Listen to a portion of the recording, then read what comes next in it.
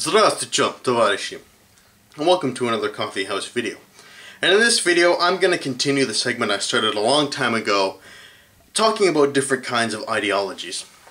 And in that first segment, I talked about fascism, which looking back was probably a mistake, considering that I probably should have started off with the first ideology, and that's an ideology in the sense that we know modern political ideologies, which is liberalism. And before I start talking about liberalism, which is obviously what we're going to talk about today, I just want to have a little disclaimer saying that I'm not here to tell you what's right or wrong. I'm just here to give you the information, and then at that point the ball's in your court to decide whether or not this ideology is right or wrong, whether it's good for you, whether you want to read a little bit more about it. You know, I'm just going to give you the information. So without further ado, let's start to talk about the history of where liberalism came from. And there's a number of different thinkers you can point to, but the main guy who got the ball rolling is an English philosopher called John Stuart Mill. And Mill wrote in response to an earlier English philosopher named Thomas Hobbes. And if you actually look at these philosophers, they're all kind of responding to one another. Like John Stuart Mill is responding to Thomas Hobbes. John Stuart Mill talked about liberalism. Edmund Burke was a response to John Stuart Mill, and he wrote about conservatism. Karl Marx was a response to both of them, and he wrote about communism. And you can kind of see the domino effect of, you know, how these ideologies just kind of got spawned off one another.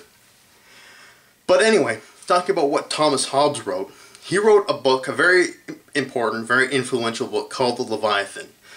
And in The Leviathan, he wrote that if humankind doesn't have a Leviathan, and a Leviathan can represent any kind of government, you can represent a king, a despot, you know, a republic, whatever it is, the government is the Leviathan. And if the humans don't have this Leviathan looking over them, they live in a state of nature. And this state of nature is a constant state of war. Meaning that in a state of nature, your liberties and your freedoms are unlimited, but that means everybody's killing everybody else, everybody's stealing from everybody else, and life in the state of nature is nasty, brutish, and short. So Thomas Hobbes said.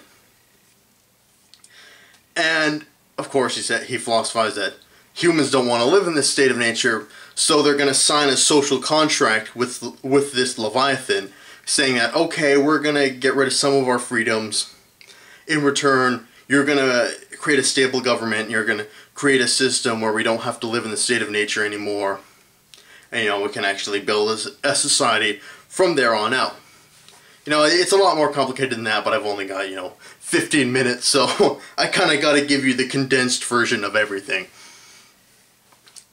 But John Stuart Mill, writing a couple hundred years later, said, that's not the role of the government at all.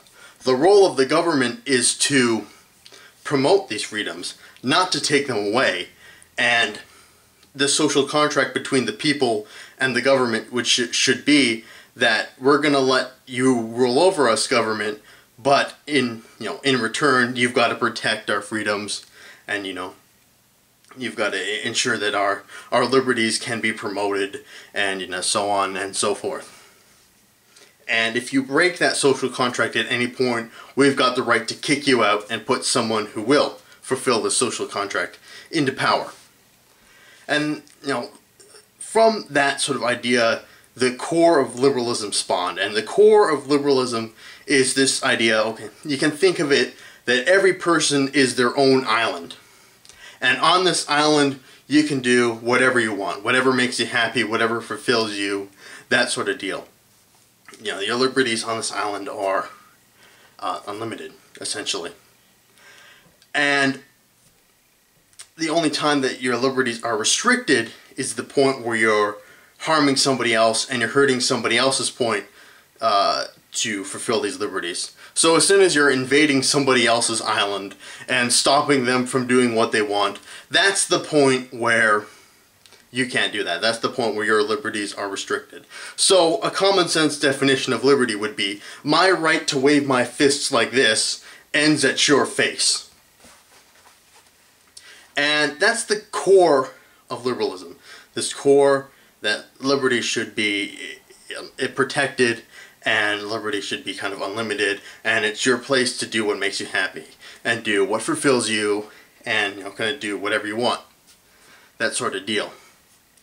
And from this core, 2 points of liberalism spawned.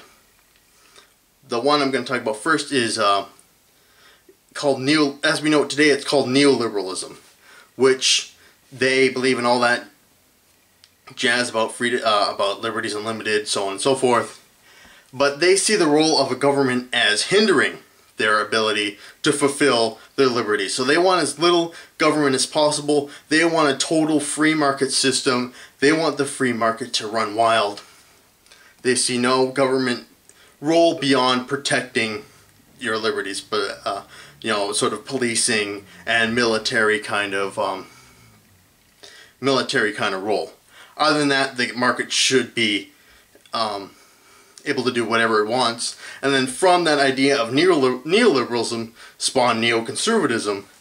And the only difference between the two is that neoconservatives take a stake in social issues like gay marriage, like abortion, like all these other things that they like to argue about.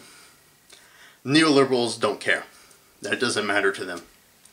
But the second school of liberalism that spawned is another one called social liberalism. And they see the role of the government in a completely different light. They believe the role of the government is to make it so you can achieve your freedoms and make it so this sort of pursuit of happiness is possible by doing things like making sure everybody's fed, everybody's got a roof over their head, everybody, has, money and that sort of idea. Because they argue that you can't really achieve your liberties and do whatever you want if your basic human needs aren't met. So they see the role of government as a more sort of caring kind of perspective, while as the neoliberals see it more of a hindrance to their liberties. And sort of that's the point where we're at now. That if you were to say that someone is a liberal, like if you were to point at them and say that they're a liberal, they would probably fit the definition of a social liberal more than a neoliberal. If you were to point to a modern day conservative, they would much more fit the role of a neoliberal than a social liberal. And at a certain point, things kind of flip-flopped. Where we'll get to that a little bit more when we talk about conservatism, when the classic conservatives and the classic liberals kind of flip-flopped at some point, and suddenly the liberals became conservatives and the conservatives became liberals, but we're going to have to learn a little bit more about conservatism before we talk about that. So that's where we stand with liberalism now. There's 2 different schools, and both are very, very pronounced, and both have their own arguments to believe in their idea of liberalism. So this core ideology of what it is, of what liberalism is, hasn't changed. Just ways to achieve this core ideology and how it is interpreted has changed and spawned these 2 different schools.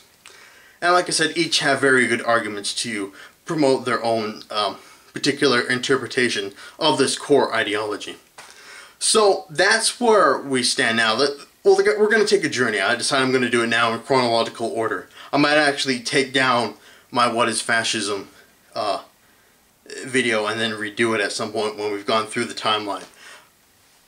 So that's where we stand now with this idea of liberalism being formed and then these 2 kind of schools spouting off of that. Next we're going to talk about Edmund Burke and classic conservatism. I've talked a little bit about it on the show, but now we're going to get really, balls to the walls, deep into it. So I hope you guys enjoyed that. I hope you guys learned a little bit about what liberalism is, where it came from, and how, if you're a liberal, how you will go about promoting your ideology. If you want to learn a little bit more, definitely go out and pick up some of John Stuart Mill's books. He's written a lot of political philosophy books. He's also written some moral philosophy books. If you learn about moral philosophy, he's also a big name in there because he created a moral philosophy called utilitarianism, which we might talk about at some point. But if you want to learn a bit more, probably go and pick up his books. But without, going on a little bit more than I should, like I often do, I'm going to sign off. So thank you guys for watching. This has been Joseph, who's running Stalin, signing off for now, and I'll see you guys later.